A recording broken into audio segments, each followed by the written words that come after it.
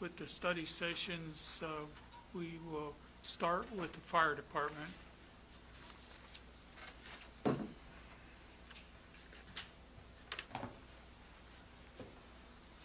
We have several SCBA's that needed to be repaired and restored to service. So NES repaired them and flow tested the packs, meet regulations, and then the bill came back at $1,112.58 for the repairs. You'll Okay. bring it next week. Yes. The next thing we had was ladder one sustained a front hub wheel seal failure. They found it during inspections where the oil was running onto the floor and on the inside of the tires. So we called Conrad. They came down and found that the wheel hub seal had failed on the inside, so they replaced it. Removing that, they have to remove basically all the spindle and everything to put the new one on, so it was fairly expensive. That came up to $1,314.73. You bring it next week. Good news of Pizza Hut. This was the other fundraiser that we were speaking about before. Pizza Hut did a fundraiser for the fire department. Came up with $771. We'd like to bring that next week to accept that donation, and also to publicly thank Pizza Hut for doing that. And that money is well spent towards the medical equipment that we got. Okay, let's change that to $700.71. What did I Is say? that correct? What did I say? $771. I'm sorry, $700.71. Okay, just for the record. Yep. The next thing too, we received our volunteer fire assistance grant through the Kansas Forestry Service. This is something that we apply for every year. It's a 50-50 matching grant. We did budget for it. We were actually expecting to try to get a little bit more out of it, but we got $4,000 this year. So we would like to bring that next week with the permission to buy the personal protective equipment for wildland. With next week with that total would be $8,484.10 for our wildland equipment that we need to purchase for the year. Okay. That grant, I would say this too, that's the only reason why we can apply for that grant is due to our pig call being a combination fire department. Because we are half and half, we are allowed to apply for that grant, and we are very fortunate that we get it most years that we apply for it. The other amount of money is in your budget. Yeah, so we actually budgeted. We thought we were going to get $5,000 off of it, and we only got $4,000. So we have budgeted for $5,000. So it was in there for that. So we're actually lower than what we had budgeted, but we were expecting to get a little bit more to get more tools, but Okay. we didn't. This other item we have for a hazmat suit, we went to a hazmat incident where one of our Frontline 500 vapor suits sustained some damage. There was chemical permeation of the suit, rendered the suit out of service. So we went, after we came back and we deconned the suit, we have to go back through a testing phase through the suit. We found out that there was a pinhole in the visor of the suit, probably from some type of chemicals getting on it during the mitigation process of the hazmat. So we took that suit out of service. To replace that suit, it's $2,375 through Mid-Continent Safety. We did bill out the suit and recoup the money, so we already have that, and finance has got that. That money has already come in, so it would just be an in and out of getting the suit replaced. The last two items I have is we have 2 paid call firefighters submitted their resignations. Morgan Jones has joined the Air Force, and she's resigning effective immediately. We want to wish her well and on her way to the Air Force, and thank her for serving our country doing that. Darian Bush is leaving to attend PA school in Texas at the end of this month. And we wanted to say thank you to Mrs. Bush too, and wish her well on her way to becoming a physician assistant. Both of their resignations are on there for you guys to read.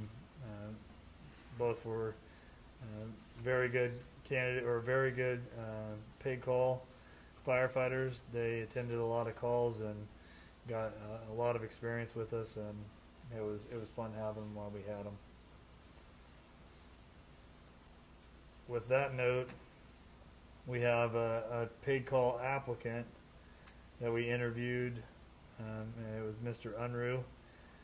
Eric Unruh, we felt was a valuable addition to the paid call ranks, and so we're going to request a motion to pull him into paid call next week. Okay. Okay. See you next week. Thank you. Yep. Call on Nick Gregory for administration. I guess you talked with Bo a little bit about vacation leave and where our current balances were on that, and I think that was an item that you wanted to discuss. Yeah, I think that we're building and not using any of it, so somewhere along the line, we did give an extended period for this to be used, but I think we need to be encouraging people to start to use it. We can't get down to an end of a period and expect everybody to pile in. So I would just like to have HR send out a reminder that if you're one of the people in this category, that we need you to start using it. And I know that in July, August, September, we have some people with some vacations scheduled, but I do think we got to remind them we can't let it keep growing. And it's growing because of the coronavirus, and we canceled some vacations earlier. Yeah, along that same line, make sure that all the employees work through the supervisor and get it scheduled so that we don't have more than one person or two people or whatever. We still have to maintain whether it's PD, whether it's fire, whether it's street, sewer, whoever. So just make sure that you schedule it in time so that you don't schedule something and then have to have it turned down by your supervisor. So please help us out with that. And the one thing I'll say is that we did extend it to the end. We extended accumulations till the end of next year. Right. Make sure as employees, and that's something we're just going to have to hammer home, is that you don't want to wait till the end of next year. We can't let everybody off to use all those hours at the end of next year. So it's critical that, when you have an opportunity to take it, you do, because what will happen is at the end of next year, if you have anything in excess over your maximum allowed amounts, which we've extended temporarily, that those will all disappear if you haven't used them. So I will continue to encourage. I know administration is one of the ones that probably has some of the most amount of accumulated hours, and I'll continue to encourage everybody in administration to use that when they can. So hopefully we'll get those levels down. But there are other areas of the city where we have that same challenge. Okay, that's all I wanted to do, is get a reminder out to everybody so that we can do it. I'll call on Janetta for a report on the June 20 financial results.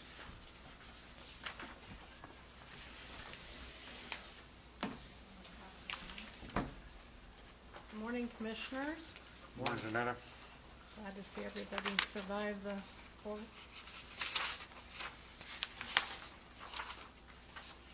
Well, I'm here to present our June 2020 budget to actual reports from a revenue and expenditure side of the house. And based off of June, we are at 50% of the year, which you will see in the upper right-hand portion of your page. The first one I'll go over is the general fund. And although you see a lot of blue, which are those budgeted line items that have not received 50% of what we're budgeted, I do have good news. Basically, the one thing I want to first start out with is that I added next to the adopted budget, the targeted budget, and as we went through the 2021 budget process, I went over in detail with you how I arrived at that targeted budget. So I added that to it so that we can stay on track of where we need to be to hit our 2020 ending cash balance or 2021 unencumbered cash balance in the general fund. So that's new based off of what I reported the last time. And just so you know, the general fund revenue is based off of that target short the 212,504,000 based off of what we had adopted.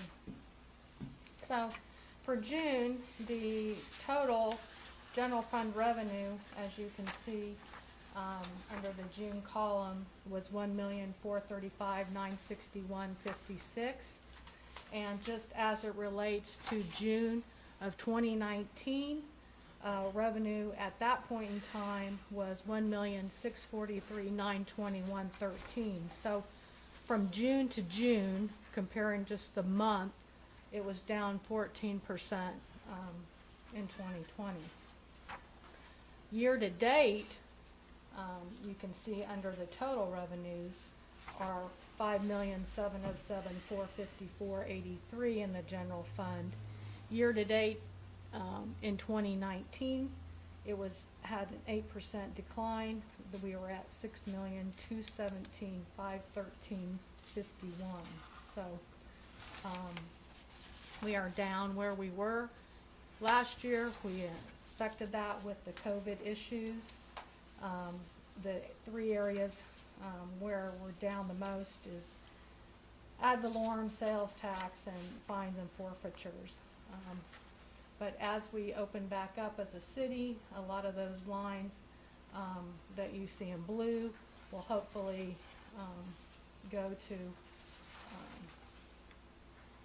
be in balance with what we expected to see.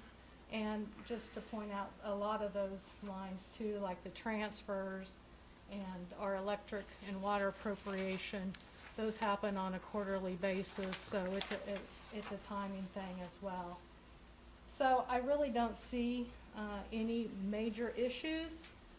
As you know, as we get sales tax, alcohol tax, I email the commission where we are at based off of where we projected. So unless you have any questions, I think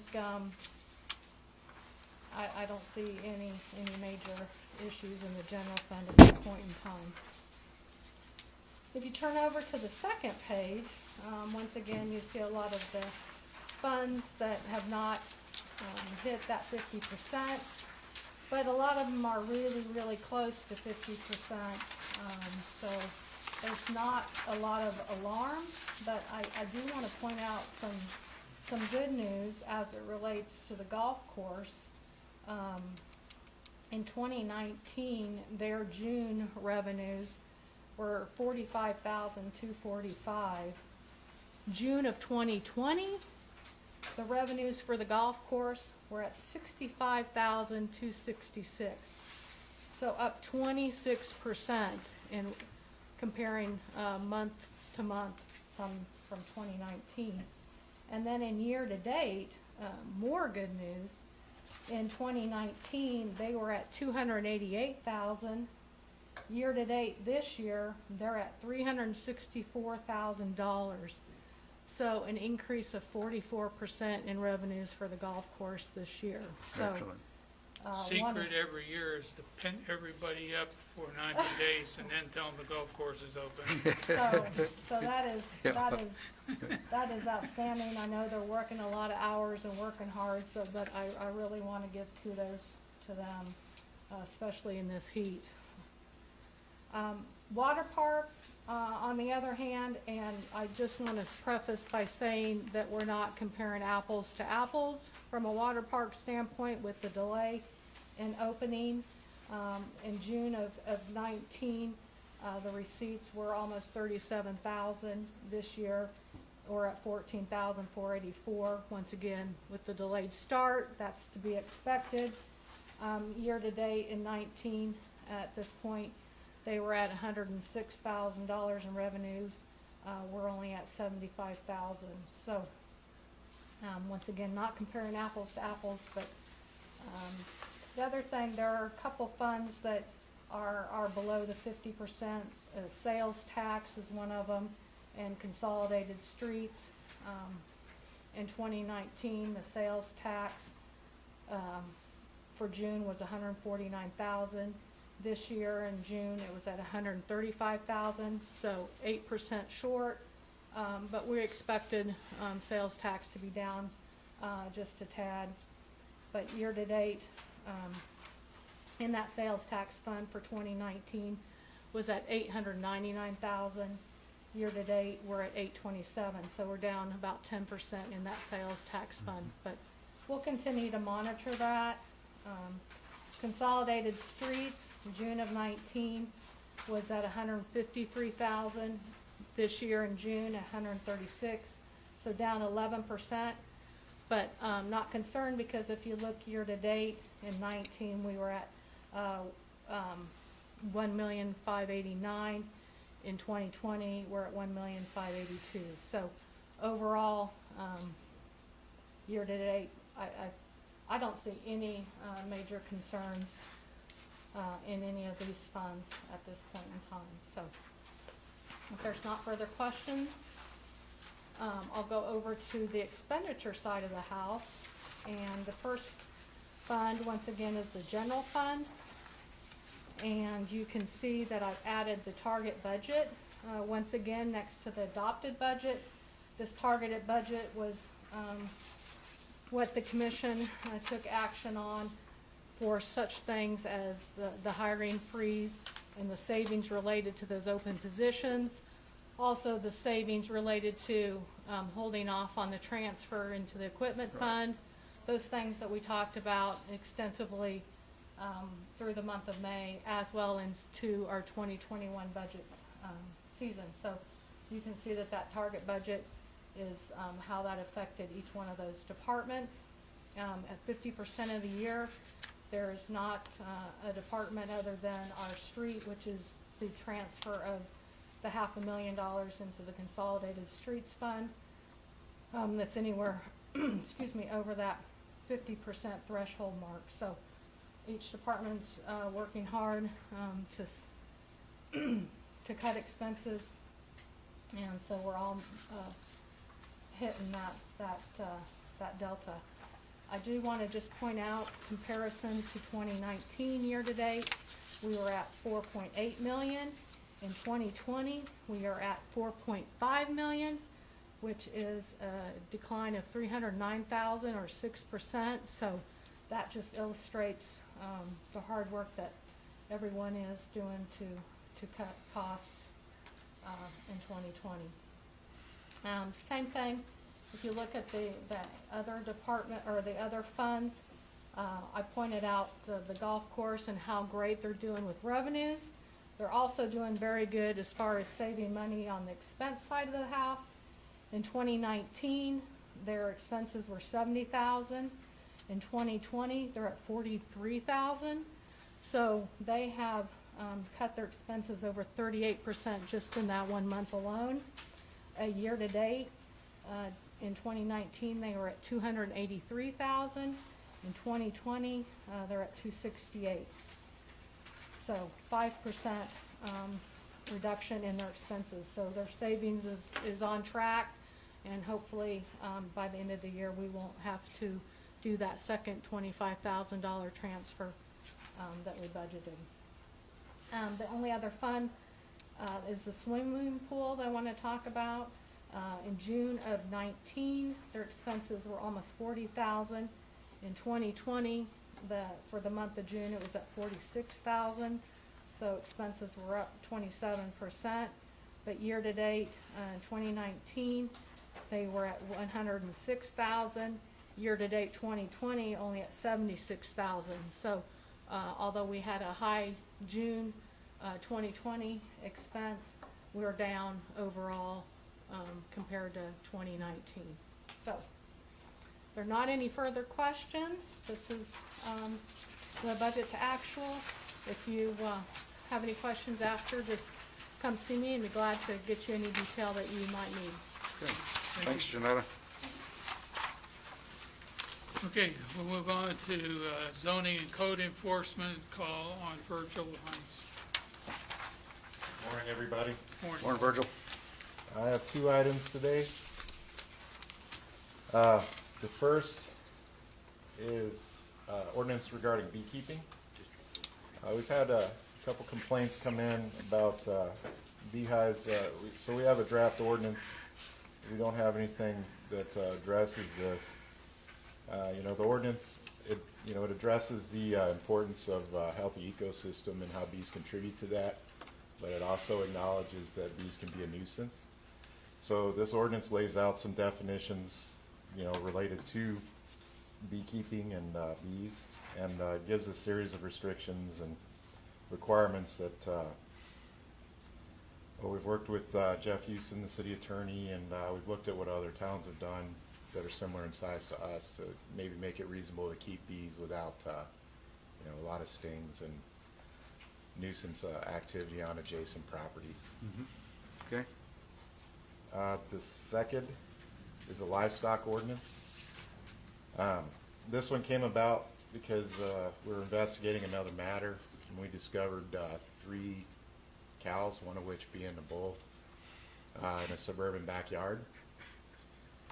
And in discussion with the property owner, he told us that he had a lot of acreage outside of town, and that the bull was in town because it had escaped the fence and drug him several yards. So you could obviously see the potential there for some problems with keeping animals like that in town. So we've added this more or less, it repeals what we have and then it updates it.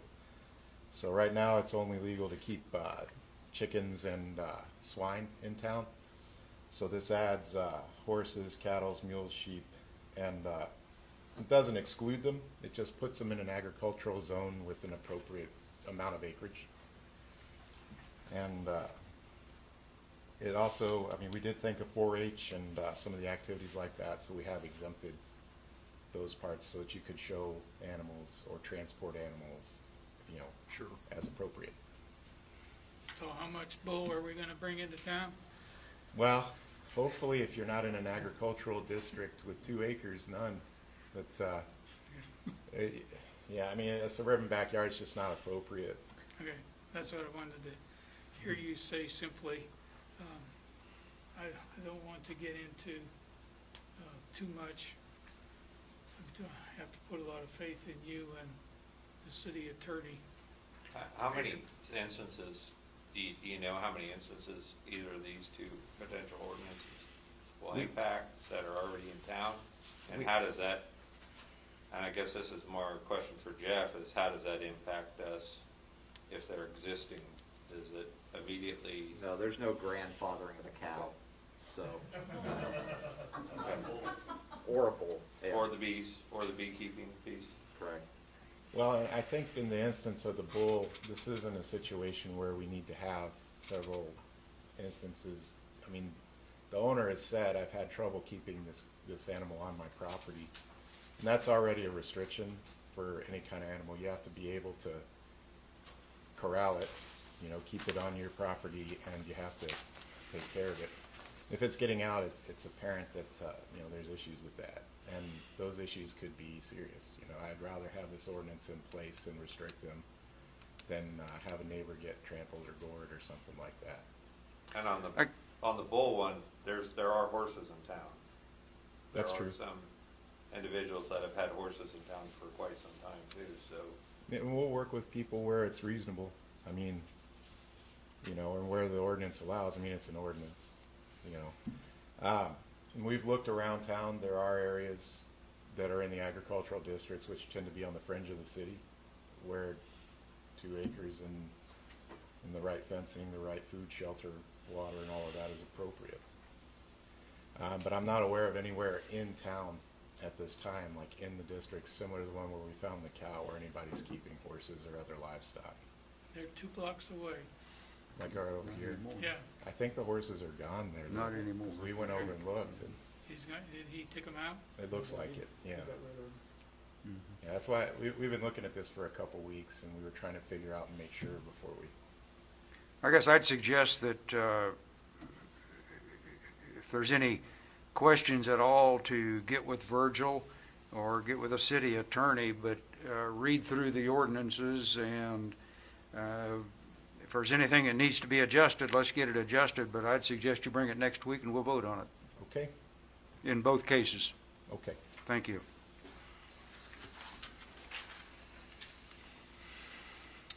Okay, a call on Nick McQueen on blood drive at the community building.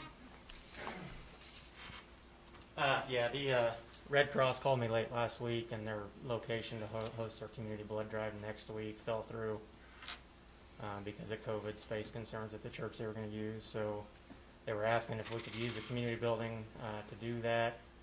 We do have some conflicting events, so I said we could probably use the gymnasium if we wanted to. We would have to waive the rental fee in order to host it. This gives them the ability to spread out for that. It's a 2-day deal, Thursday and Friday, the 16th and 17th next week. I'm personally be in favor of accommodating them, waiving the fee, and they're running behind in almost all types, so if we can pick up some donors, we probably should do it. But how about the rest of you?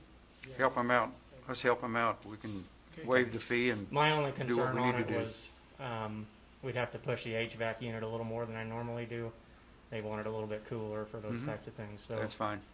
around about 70 degrees, but Okay, So. all right. Okay? thank you. We'll Thanks, vote- Nick. When we come back to commission, we'll vote to do it. Okay, call on Jeff Woodward. I have 2 items. One is curb, driveway approach and street repair at 1101 North Grimes. The repair is actually on Loomis. We put together an estimate of $2,942.28. Okay? The second one is out of the wastewater treatment facility. We had a failure in the piping below grade on the reuse system in the pump room. Before the breach was discovered, pumping large amounts of water below the floor occurred, creating voids. The movement of the piping system damaged the pipe that needs to be repaired, and a hole needs to be cut in the pump floor to see the extent of the voids and damage under the pump room. We received 2 quotes. The lowest was from UCI Wichita in the amount of $18,752. Once the extent of the damage is found, more repairs will have to be made. Okay? Needs to be done. That's correct. Okay. I would like to add one topic to the study session, and that is Concerts for a Cause. I'd like to call on Joni Ringy to explain what happens here and who are the beneficiaries. If you can recall a few of them, we have yet to go to finish out the schedule. You want to come up here?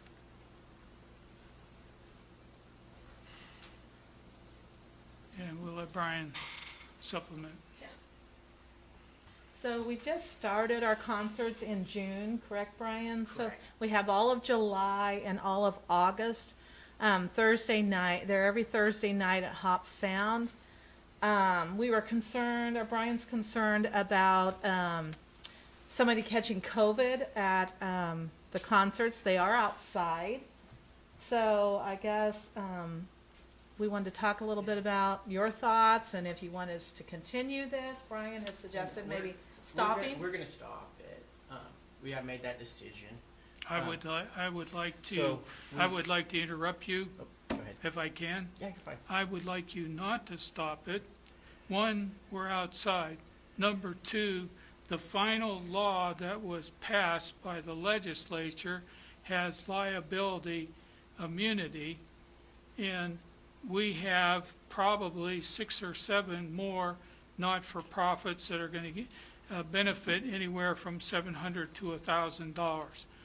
I think that we have a little bit of a misunderstanding in this, and I'll say, just like I said in the opening of public input, we can encourage people all we want.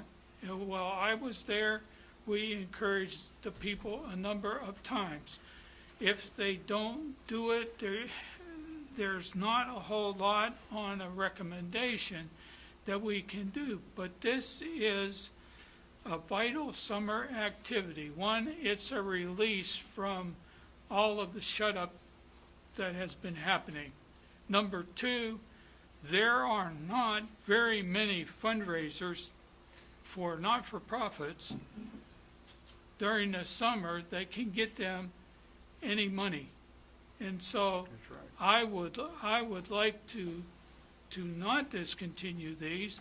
I would like for us to encourage the use of personal hygiene, social distancing, wearing the mask. If you get tired of wearing your mask, move away more than 6 feet, take a break, come back in. But this is an important program. We've been doing it for several years now. The CVB has been fully involved in this. Brian has used his corner to do that. So I think it would be a bad move to discontinue.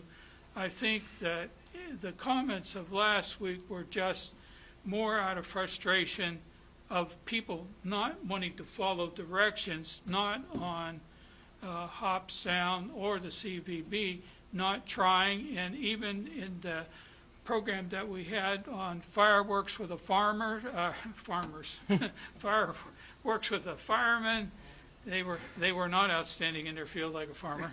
But anyway,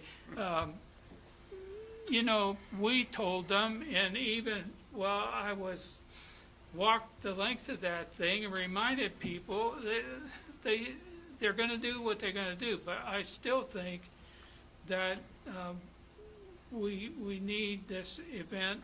We need the help for the not-for-profits, and I hope the people that are coming down and participating will think a little bit more about other people and not just themselves on this, like I said at the beginning of this meeting today. So last week was not a criticism of what was being done. It was more a frustration that people are not wanting to follow any kind of recommendation. But I think we should give it a go and see what we can do to encourage people to do this. So I would hope that we have not withdrawn our advertising.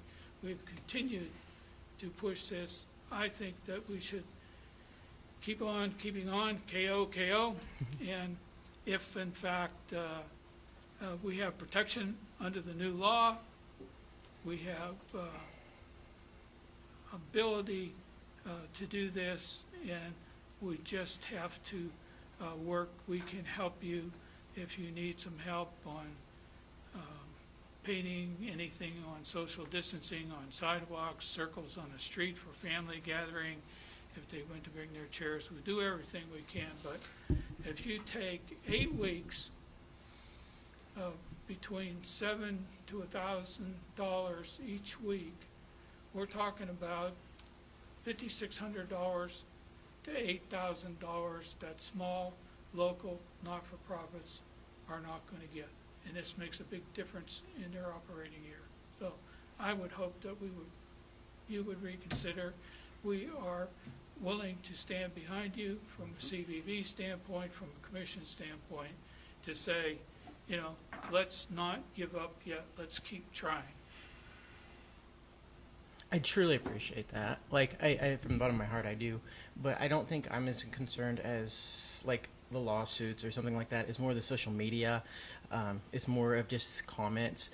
When you're in a small business, you want it to be a positive, not a negative on the community. And I think that's where any of us are. But I think especially where, like you say, we donate $5,000 a summer to those nonprofits. And it hurts me to stop that. Not to say that me and Kendra will not donate on the back end of this to some of those nonprofits. We will definitely try to make that a priority in our lives. And hopefully other business people and other people in the community can make that a priority. I know what you're saying. I hear it. I just can't take the risk on the nonprofits and on us on the social media backlash of that. I feel like I've just watched it happen to other businesses and other people, and it's just too much of a risk. I guess that's where I'm at with that. The comments last week, I think, hit home a little bit. It wasn't, it came across that it was a Brian Hott party, and I guess that's when your name gets associated with an event, which has been a wonderful event, and next year is going to be phenomenal. We're going to be able to recoup, we'll be able to come back, and we'll come back with a vengeance on it, and it's going to be an amazing deal. Not to say we maybe can't do something here in the fall and maybe do a back-to-back school bash, or maybe do something there. Talking with the nonprofits, talking with the community foundation, they felt like we are making the right decision here. Just people's emotions are very strong, and I have a lot of customers that are on both sides of the fence with it, and I just want to respect all of them. I want them to enjoy their summer. It doesn't mean they can't come down for a snow cone.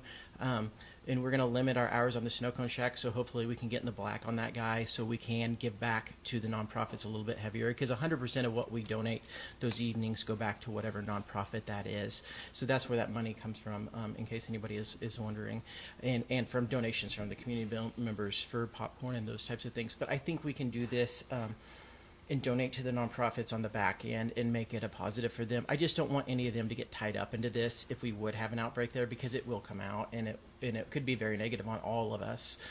So that's my concerns, I guess. Okay. So hopefully you guys respect that and understand where I'm coming from, and we love each and every one of you guys in the community, and we want these things to be successful, and we want them to be fun, but I can't see a way to go forward with it. Okay. And I apologize for that. But If Brian bows out, I can't do anything about Brian bowing out. Do we have any alternative from a CVV standpoint?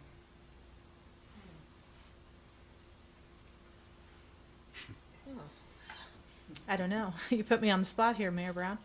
How much space do you need? We talked about the plaza. Plaza was the only thing, and that was just this morning, briefly. Would my wanted bench help? Oh, bench. Do it at least. But what, other than naming a spot, what else do we have? What do we have to do?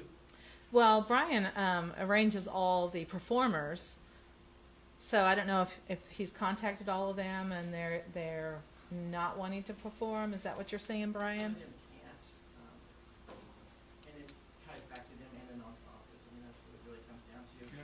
And the donation, we donate 100% from the Snow Cone Shack, so I mean, that's where they get their money. So the money doesn't, that's where the money comes from, I guess, is the Snow Cone Shack is how that works. And the CVB The CVB, $2,500. The CVB funds the artist, so that's what pays. We give them $100 an evening or $200. And that's already been given. What their band entails. So, and we couldn't do that without the CVB funding the artist. And the artists truly appreciate it. Otherwise, they'd have to donate their time, or we'd have to find those funds elsewhere. And I hate it.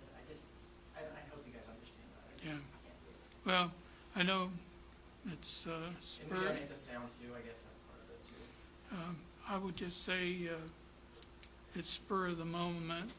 Let's think about this. If you come up with any idea, let us know by tomorrow. If we have to have a Wednesday morning meeting, we'll have a Wednesday morning meeting to keep it going. If you don't come up with an idea, let us know so that we know this is going to be dropped for the summer. Okay. But let's see if we have any kind of alternative. Okay. Thank you. Okay. All right, I'll declare the study sessions over, and we will go back to the city commission meeting, and we're now in